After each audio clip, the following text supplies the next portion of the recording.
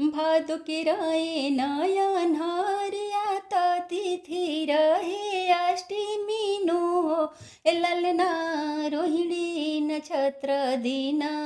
बुधवा त कृष्ण जी जन्म ले हो ए ललना रोहिणी नक्षत्र दिन बुधवा त कृष्ण जी जन्म ले हो शीस मुकुट गले हार कुंडल काने शोभिला हो ललना शंख चक्र गदा पद्म हाथ चतुर्भुज रूपले हो ललना शंख चक्र गदा पद्म हाथ चतुर्भुज रूपले हो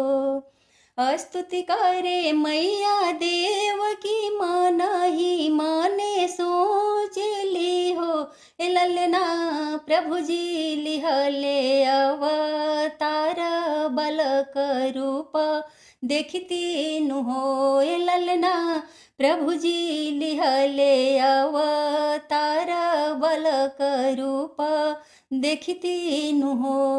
बाबा हो रउआ नंद बाबा सुन हो मैया देव की नु हो ए बाबा जे रउआ कंस के डरवा यशोदा घरवा पहुँचा दहो ए बाबा जे रउरा कंस के डरवा यशोदा घरवा पहुँचा दहो हथवा के खुली गईले बंधन त घोड़ावा के पाए कड़नू हो ए ललना खुली गईले जेल के दुआर पहरुआ सब सोई गईले हो ए ललना खुली गईले जेल के दुआर पहरुआ सब सोई गईले हो वासुदेव कृष्ण के उठाई गोकुल पहुँचावेले हो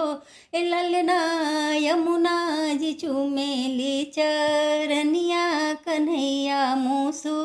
काएले हो।